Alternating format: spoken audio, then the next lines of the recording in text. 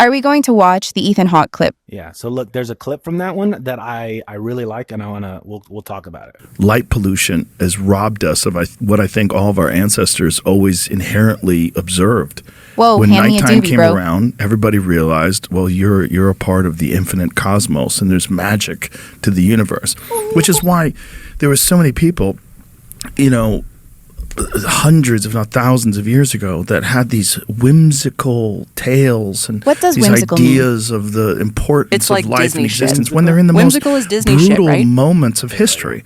They're in the most brutal moments of life or death, hunter-gatherers, warring tribes, but yet at night you're presented with this impossible majesty of the cosmos above your head every night. Now, today, we have fucking social media. This is your sun. This is your star. You're staring at a stupid fucking screen. And when you look up, you just see nothing but blackness because there's all these cities, skyscrapers, and all these street lights.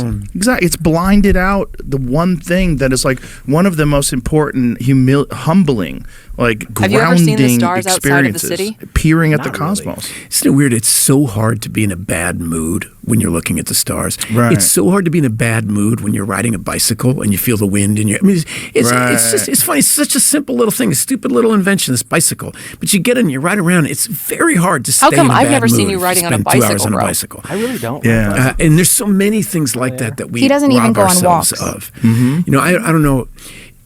Even like I find when I'm in nature, exercise. When I run outside and I'm running through the trees and I see a hawk and I see the wind blowing through and I pass a farm with sheep and it's like I come back from a long run high and I feel like I like myself. Yeah. In the city, I go to the gym and I got on one thing highlights of all my sports teams that I love, and they're blinking up and down. And then I got The World Is Ending on all the news channels, blinking up and down. And I got guys who are in better shape than me walking by, and girls who are super hot walking by that I'm trying not to look at and be a good person.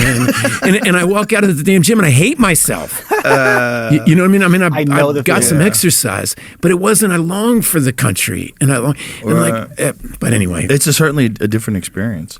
Yeah, doing it outside. Was that too much information? No, that's us. That's me. So anyway, that's a great little clip. That's a good interview right there.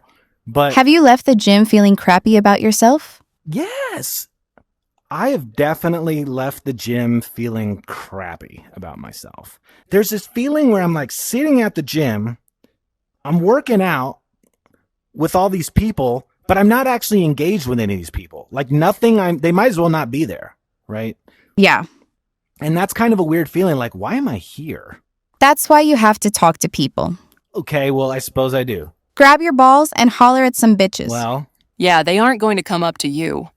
that brings up a whole nother thing. I don't know if I'm allowed to, it's kind of hard to go holler at a girl when she's on the treadmill. I don't know if she wants me to talk to her or not. She doesn't want you to come up to her, Okay.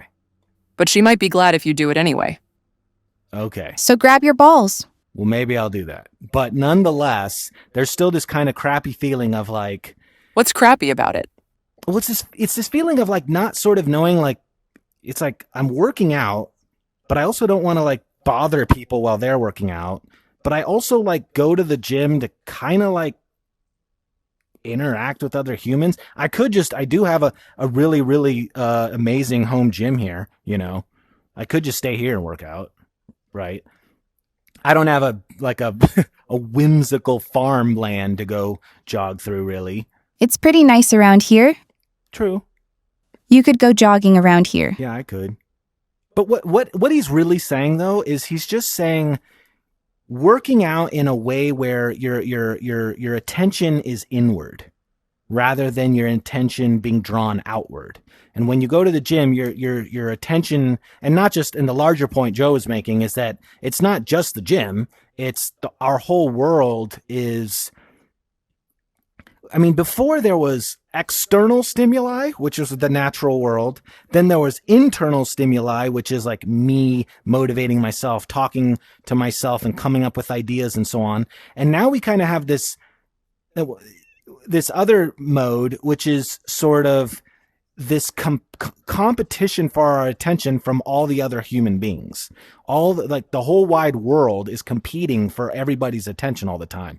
The sports wants to show you, oh, your team won. This is what's important. The news wants to say, oh my God, so-and-so said such and such, and we're all going to die. And the world is these evil people, they are out to get you, and they are lying to you and all that. That's what they use to get your attention. And then meanwhile, you're just sitting there with, mating age people that are studs and hot chicks and chicks with hardly any clothes on. You're sitting there like, what the fuck am I doing? If I'm like, I gotta bite that ass. I'm sorry. Right? I said say hi, not bite ass. What's the difference? Big difference, bro. Okay, well, I'm still working out the difference. But First thing you say should make them Fine. laugh. Go often enough that they get familiar with you and their environment. this is not where I was trying to take this, Renee. If you made casual friends with girls at the gym, you'd feel better. Okay. The point that these guys are making is that this kind of dog-eat-dog fight for attention that we're all in, I think it kind of just is what it is. Like it's a can out of the toothpaste back in the toothpaste thing type of problem. And there's pros and cons with it. Like I'm not gonna lie, I like seeing my sport teams and I like knowing what's going on in the world. And Humans are addicted to information snacks.